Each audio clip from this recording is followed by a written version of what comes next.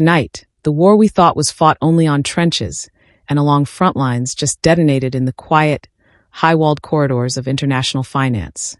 This isn't a skirmish. This is a full-scale legal and economic counteroffensive launched directly from Moscow, aimed squarely at the mechanisms holding the entire Western financial architecture together. Russia's central bank didn't send a diplomatic note. It delivered a precise, surgical legal missile aimed at the heart of Europe's financial custody system, Euroclear, demanding the immediate liberation of a staggering 230 billion euros in frozen state assets. This isn't posturing. This isn't a procedural annoyance. This is the moment the financial war officially turns hot, moving from passive immobilization to aggressive, bilateral legal combat. The goal is clear: to dismantle the West's key leverage point, and failing that, to legitimize the impending seizure of Western corporate wealth trapped inside Russia.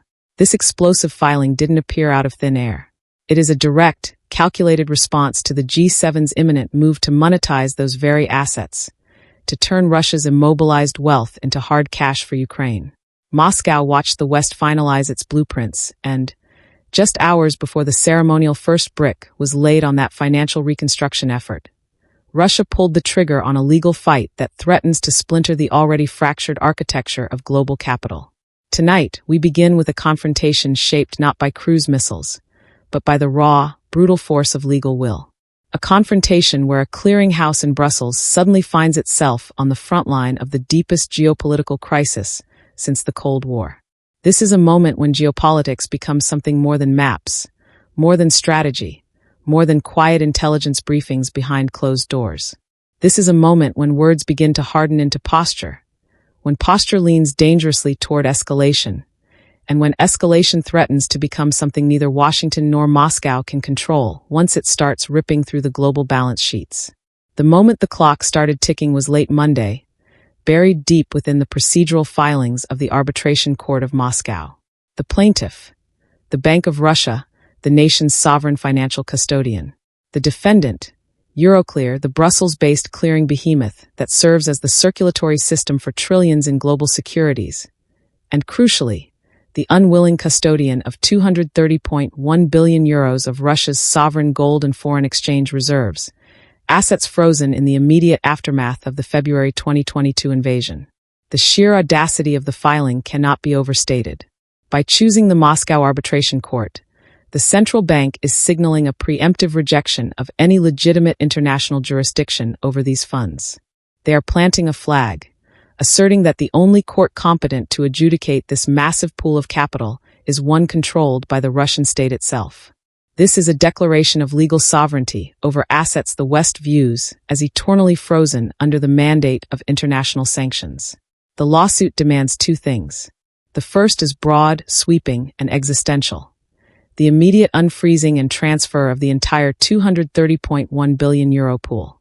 This is the foundational demand, the public stance designed for domestic consumption and international deterrence. But the second demand, the targeted financial strike, is where the true legal and economic danger resides. The Bank of Russia is specifically demanding the return of 8.6 billion euros. Not the principal, but the accumulated interest and investment income generated by Euroclear on those frozen assets since March 2022. Think about that for a moment. For nearly 3 years, Euroclear has held these funds, unable to access the principal, but the principal has continued to generate income within the clearing system. This income, generated through reinvestment, operational float, and the mechanics of the custodial system, has become a massive, unintended profit pool for the Western entity. Moscow is now targeting that profit, arguing it constitutes unjust enrichment under Article 1102 of the Russian Civil Code. Unjust enrichment. The phrase sounds dry, legal, procedural. But in the context of financial warfare, it is a devastating legal accusation. It suggests that Western institutions are not merely enforcing sanctions, but actively profiting, unjustly, obscenely, from the coerced immobilization of a sovereign nation's wealth. It is the Kremlin attempting to flip the narrative, turning the freezing of assets from a political weapon into a financial crime. This specific focus on the 8.6 billion euros is a masterstroke of financial jiu-jitsu. The G7 and the European Union have been grappling with the ethical and legal complexities of seizing the principal assets, the 230 billion euros, fearing destabilization of the euro and the collapse of faith in Western financial custody. But they had largely agreed that the income generated by those assets could be repurposed for Ukraine. The G7 finance ministers, gathered in Rome less than 48 hours before this filing, confirmed the final legal framework needed for the issuance of Ukraine stabilization bonds. These bonds, the economic lifeline designed to prop up Kyiv's war effort and reconstruction, were to be explicitly secured by the future revenues, the future stream of that very income pool. Russia's lawsuit is the geopolitical equivalent of hitting the financial eject button just as the G7 aircraft was reaching cruising altitude. Moscow is preemptively challenging the legal basis for utilizing the income before the G7 can even issue the first bond. If Russia can muddy the waters in international courts, or more dangerously, establish a successful legal precedent in its own jurisdiction, it poisons the well for the stabilization bonds, introducing risk and uncertainty where Western investors demand certainty.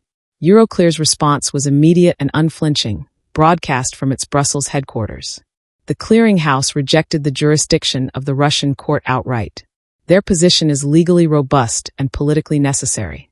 They stated they are bound solely by international sanctions law as decreed by the European Commission, and will not recognize any ruling contradictory to these statutes. This is where the crisis elevates from a legal dispute into a direct confrontation between sovereign legal systems. We now have two diametrically opposed courts, separated by a continental fault line, both claiming exclusive jurisdiction over the largest pool of frozen capital in modern history. For Euroclear, recognizing the jurisdiction of the Moscow Arbitration Court would be catastrophic. It would imply that the Kremlin has the legal authority to dictate financial operations within the European Union. It would create a fissure in the EU sanctions regime that every sanctioned entity would immediately attempt to exploit. Brussels must hold the line, not just for the sake of the 230 billion euros, but for the credibility of its entire legal and financial independence. But rejecting the jurisdiction comes with a price Moscow is prepared to exact immediately and painfully. The Russian filing wasn't just directed at Euroclear in Brussels. Crucially, the suit also names the Belgian clearinghouse's key Russian counterparties. This is the operational mechanism designed to impose reciprocal pain. If the Moscow court rules in favor of the Bank of Russia, a foregone conclusion, given the judicial control exerted by the state, it will not merely be an unenforceable judgment against Euroclear. It will grant the Bank of Russia the legal authority within the Russian Federation to impose crushing reciprocal operational restrictions on any Euroclear counterparty operating on Russian soil. This brings us to the most dangerous element of this entire confrontation, the immediate threat of reciprocal reprisal. Russia's actions are not defensive. They are explicitly retaliatory. Russia's Deputy Finance Minister, Sergei Storchak, wasted no time in confirming the retaliatory threat. He warned Tuesday that Moscow is primed, prepared, and authorized to invoke Presidential Decree No. 250. This decree, largely a paper weapon until now, authorizes the immediate seizure and liquidation of roughly $38 billion in Western corporate funds currently trapped within Russia's National Settlement Depository, or NSD. The mirroring of the demands is perfect, terrifying symmetry. The West froze 230 billion euros of Russian state assets, held in Euroclear.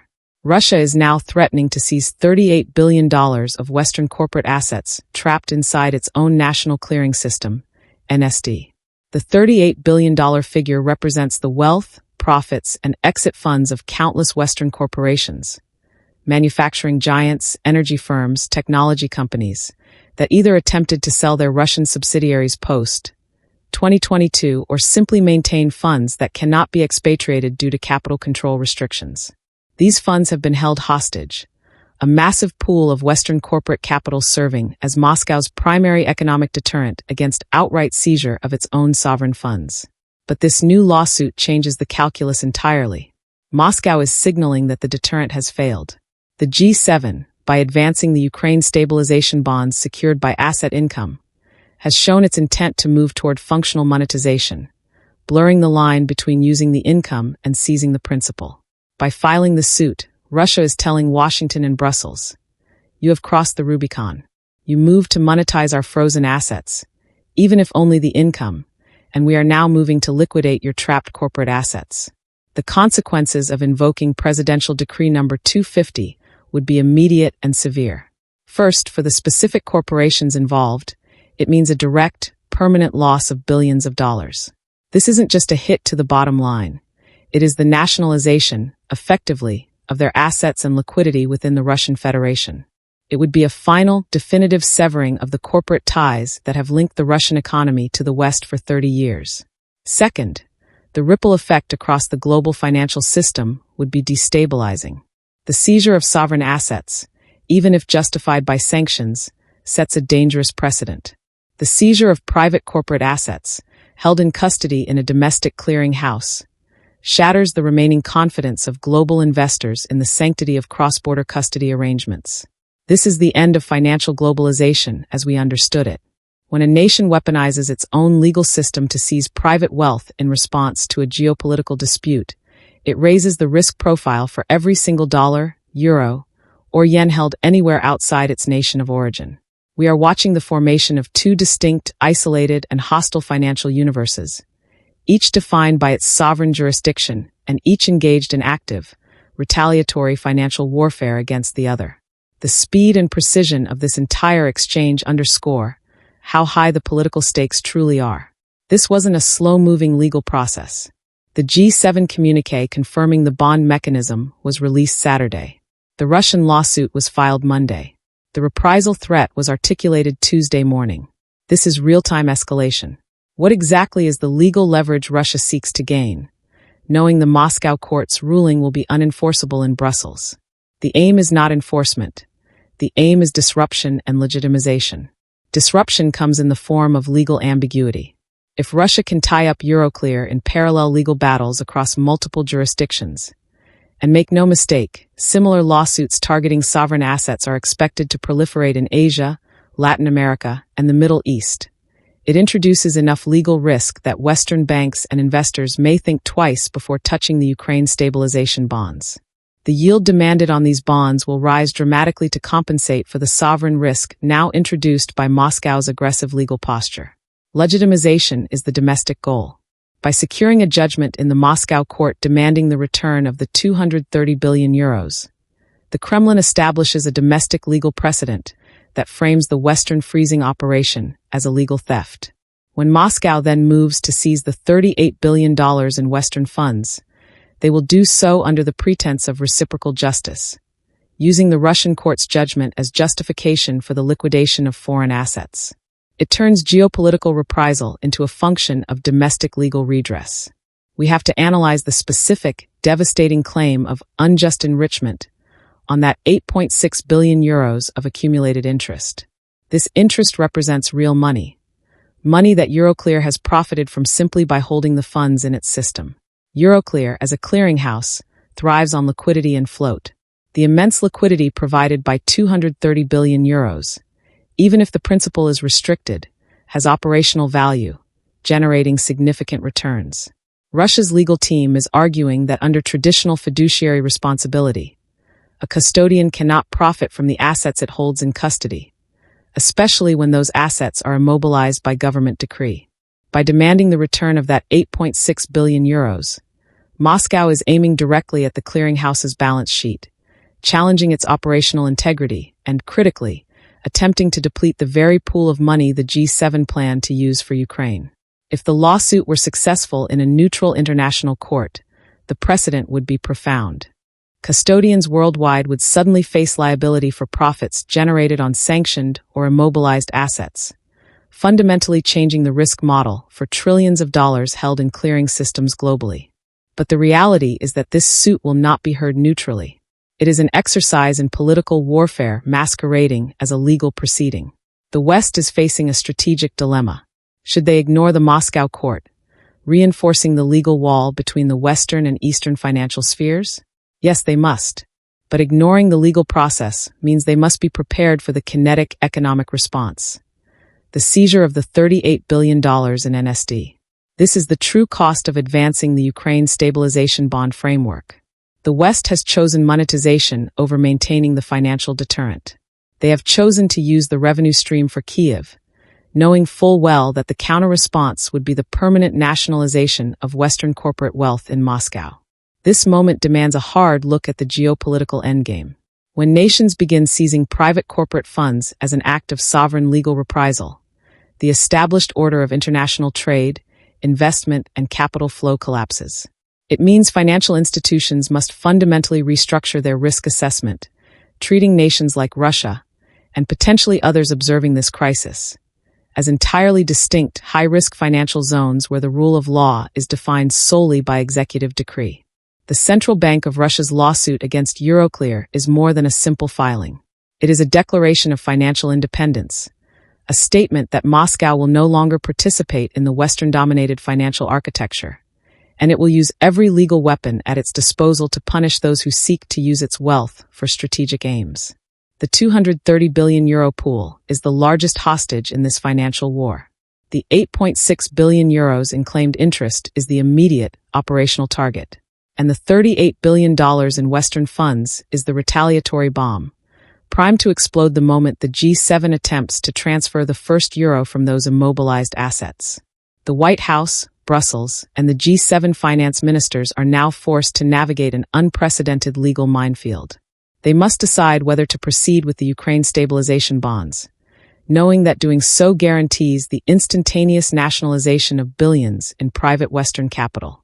They must weigh the strategic necessity of funding Ukraine against the destabilization of global investor confidence that will follow the activation of Presidential Decree No. 250.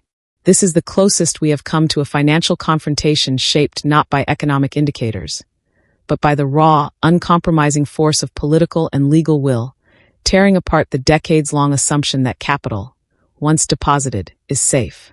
That assumption is now dead. It died this week, in the Moscow arbitration court, waiting for the inevitable, reciprocal financial detonation. The world watches now, holding its breath, waiting for the final word from Rome or Brussels that will unleash the counterstrike in Moscow. We are on the brink of an escalation that threatens to redraw the financial map of the 21st century.